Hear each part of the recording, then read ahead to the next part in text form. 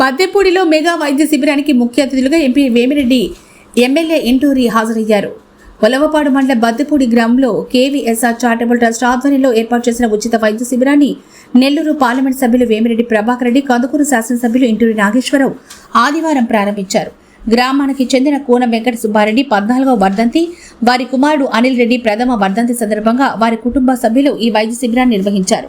అనంతరం ఎంపీ వేమిరెడ్డి ప్రభాకర్ రెడ్డి మాట్లాడుతూ, కూనం సుబ్బారెడ్డి జ్ఞాపకార్థం 14 సంవత్సరాల నుంచి ప్రతి ఏటా వైద్య శిబిరాలతో పాటు ఇతర సేవా కార్యక్రమాలు నిర్వహించడం గొప్ప విషయమన్నారు. ప్రజలంతా ఈ సేవలు సద్వినియోగం చేసుకోవాలని కోరారు. అనంతరం ఎమ్మెల్యే నాగేశ్వరరావు మాట్లాడారు.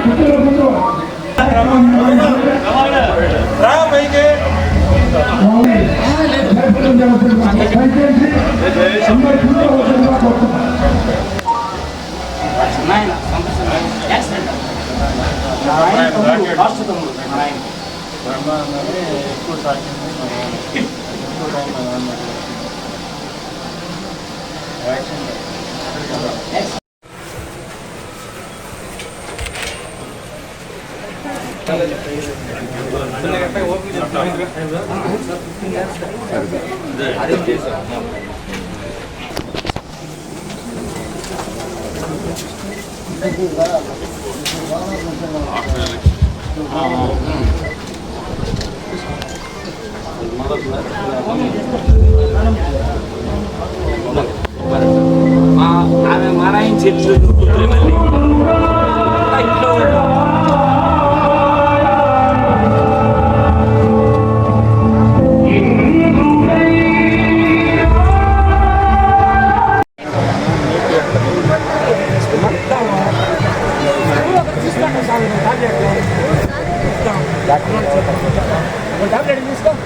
ఏం బాగాలేదు. ఏ ఊరు మీది? అది కూడానా? ఓకే, బాగున్నావా? పెన్షన్ వస్తుందా? ఎంత వస్తుంది? చంద్రబాబు నాయుడు గుర్తుపెట్టుకున్నావా? ఓకే, మన ఎంపీ గారు తెలుసా? ప్రభాకర్ రెడ్డి గారు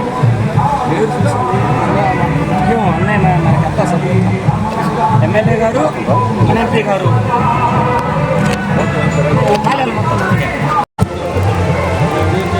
మీరు చేయాలి.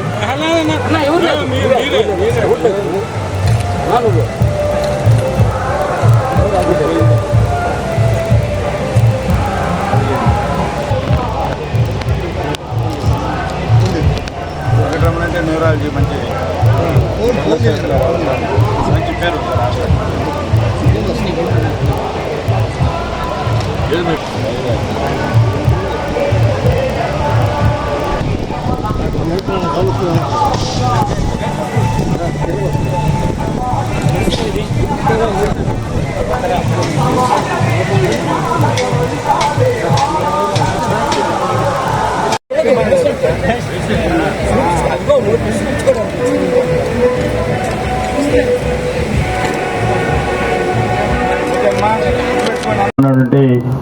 బొమ్మారెడ్డి గారికి, అలాగే రాఘవరెడ్డి గారికి, మన సూర్యప్రకాష్ రెడ్డి గారికి అందరికీ కూడా హృదయపూర్వక ధన్యవాదాలు తెలియజేసుకుంటా ఉన్నాం.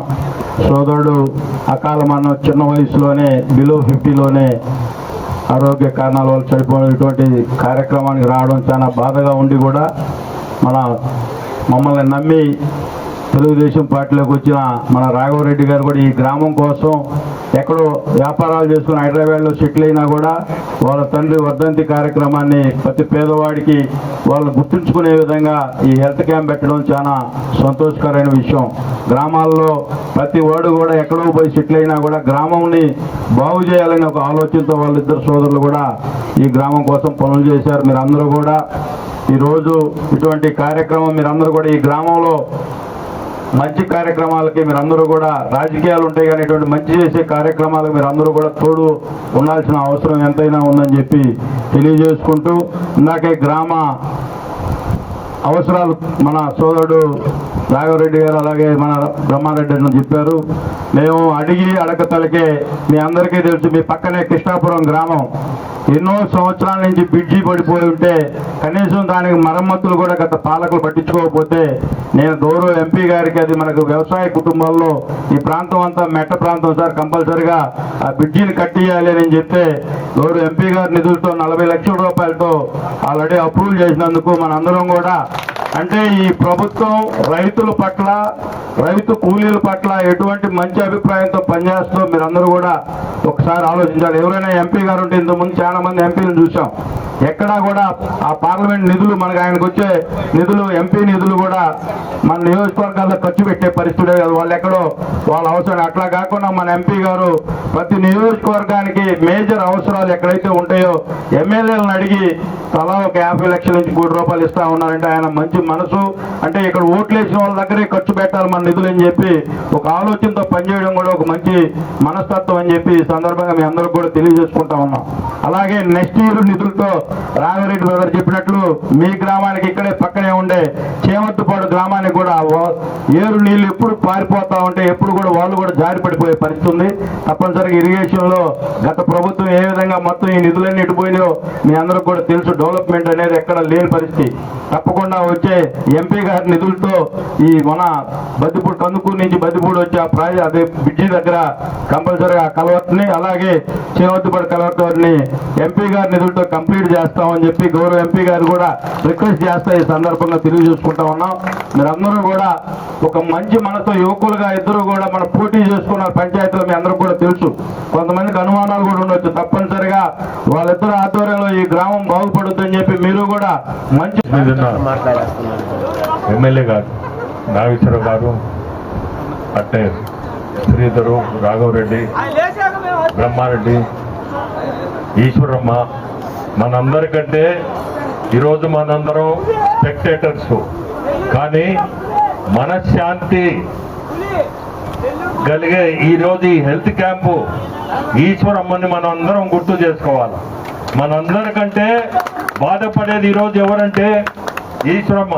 ఆమె గుండెల్లో ఇట్లు కొడుకు సంవత్సరం అయింది, 40-45 ఏళ్ల కొడుకు. అటువంటిది హెల్త్ క్యాంపు పెట్టి కనీసం ఆమెకి మనశ్శాంతి కలిగిస్తున్నారు రాఘవరెడ్డి బ్రహ్మాండ్. అంటే నా బోటోడికి అటు అనిపిస్తుంది. అంటే సూర్యప్రకాష్ రెడ్డి ఇప్పుడే మాట్లాడినట్టు కొంచెం నా గురించి ఎక్కువ చెప్పాడు. నేను అంతటోని కాదు, నేను మామూలు ఎంపీనే. ప్రతి ఒక్కరికి ఈరోజు చెప్పాల్సింది ఒకటే, హెల్త్ క్యాంప్ అనేది, హెల్త్ అనేది, ఆరోగ్యం ప్రతి ఒక్కరికి కూడా చాలా ముఖ్యం. ఈరోజు వీళ్ళు దాదాపు 14 సంవత్సరాల నుంచి ఇది జరిపిస్తున్నారంటే ఆ ఫౌండేషన్ కేవీఎస్ఆర్ చారిటబుల్ ట్రస్ట్ మీద ఈ క్యాంపు, హెల్త్ క్యాంప్ నడిపిస్తున్నారంటే వాళ్ళకి నిజంగా నా ధన్యవాదాలు. ఇది గుర్తుపెట్టుకొని ప్రతి సంవత్సరం కూడా నాకు దాదాపు ఒక 2 నెలల నాడు వచ్చి నన్ను అడిగారు. ఈ పెళ్లిళ్ళు ఈ డేట్ అని నాకు అసలు ఆ రోజు తెలీదు, కానీ మాట ఇచ్చామని చెప్పి అదే పరిస్థితి మన ఎమ్మెల్యే గారిది కూడా. అతనికి కూడా నాకు తెలిసి ఈరోజు చాలా పెళ్లిళ్ళు ఉన్నాయి, అయినా సమయం చూసుకొని ఆయన వచ్చాడు. ఆయనకైతే ఇంకా గుంటూరులో పెళ్లి ఉందని తెలుసు. ఒక పెద్ద మంచి పెళ్లి, అది పోవాల్సిన పెళ్లి. నేను కూడా మీరు పొద్దున్నే వచ్చి వెళ్ళి మీరు పోండి సార్ అని కూడా చెప్పాను. కానీ ఆయన మర్యాద నిజంగా కూడా గొప్ప మర్యాద ఉండి మీరు కూడా వచ్చిన తర్వాతనే పోతానని చెప్పడం, ఆ పెళ్లి ఇప్పుడు పోయి కనపడాల్సిన పరిస్థితి వస్తుంది. అయినా ఈ పెద్దపొడికి రావడం, ఇటువంటి మంచి కార్యక్రమాల్లో మేము పార్టిసిపేట్ చేయడం చాలా సంతోషం. ఇప్పుడు మన గవర్నమెంట్ కూడా చంద్రబాబు నాయుడు గారు ముఖ్యమంత్రులు యూనివర్సల్ హెల్త్ పాలసీ అని ఒకటి తీసుకొచ్చున్నారు. మీకు తెలుసో తెలీదో, పేదలకు కూడా దాదాపు ఒక 25 లక్షల వరకు మనకి ట్రీట్మెంట్స్కి ఉచితంగా గవర్నమెంట్ అంటే దానికి ఒక నామ్స్ ఉంటాయి. మీకు పెన్షన్ ఎట్లున్నాయో నామ్స్, అట్లే దీనికి కూడా ఉంటాయి. యూనివర్సల్ హెల్త్ పాలసీ అని ఒకటి మంచి పాలసీ ఉంది. ఆ పాలసీలో ఎవరికైనా కొంచెం హెల్త్ కానీ ఇబ్బందులు ఉన్నా దాదాపు 25 లక్షల వరకు ట్రీట్మెంట్కి వస్తుండే పాలసీ అది. సో అటువంటివి కొన్ని ఉన్నాయి. మన గవర్నమెంట్ ఈరోజు హెల్త్కి ప్రాధాన్యం ఇస్తుంది. హెల్త్ అంటేనే చాలా ప్రాధాన్యత ఇస్తున్నాడు ముఖ్యమంత్రి. ఈరోజు హాస్పిటల్స్, ఈ హాస్పిటల్స్ 1,00,000 సంతకాలు 1 కోటి సంతకాలు అని తిరుగుతూ ఉన్నారు వైఎస్ఆర్సీపీ వాడు. చెప్పాలంటే ఈ హాస్పిటల్స్ కట్టలేక, డబ్బు లేక, ఆర్థిక పరిస్థితుల్లో ఇబ్బంది ఉండేలేకే ఈ పీపీపీ మోడల్లో మన ముఖ్యమంత్రి ఆ మంచి ఆలోచనతో ముందుకు తీసిపోతున్నాడు. ఎందుకంటే ఆర్థికంగా చాలా ఇబ్బందులు ఉన్న ప్రభుత్వం ఈరోజు ఆర్థికంగా చాలా దెబ్బతీసి ఉన్నారు. ఇవన్నీ ఈరోజు చేయాలంటే కానీ చాలా సమయం కావాల్సి వస్తుంది, డబ్బు కావాల్సి వస్తుంది. ఇవన్నీ చూసి మంచి పాలసీ తీసుకొచ్చి హాస్పిటల్స్ అన్ని కూడా రాష్ట్రంలో ప్రతి హాస్పిటల్ కూడా ప్రైవేట్ పబ్లిక్ పార్ట్నర్షిప్ అన్నట్టు పీపీపీ మోడల్లో తీసుకొచ్చాడు. ఈ హాస్పిటల్స్ వాళ్ళ సొంతం కావు, ఫైనల్ గా 35 సంవత్సరాల తర్వాత గవర్నమెంట్కి తిరిగి ఇస్తారాయి. అవి అర్థం కావటం లేదు. ఏదో 1 కోటి సంతకాలని చెప్పి తిరుగుతూ ఉన్నారు. అది మంచి కార్యక్రమం కూడా కాదు వాళ్ళు చేసే పని. ఎందుకంటే ఈరోజు కనీసం కొత్త హాస్పిటల్స్ ఏ నిలిచిపోయి ఉన్నాయో అవన్నీ కూడా ఆరోగ్యం మీద ఇచ్చే ఇంపార్టెన్స్ కి మన ముఖ్యమంత్రులు ఇటువంటి ఆలోచన రావడం, ముందుకు తీసుకుపోవడం. సో మనందరం కూడా గుర్తుపెట్టుకోవాలా, సంక్షేమం, అభివృద్ధి, ఈ 2 పదాల మీదనే మన ముఖ్యమంత్రులు రాష్ట్రాన్ని నడిపిస్తున్నారు.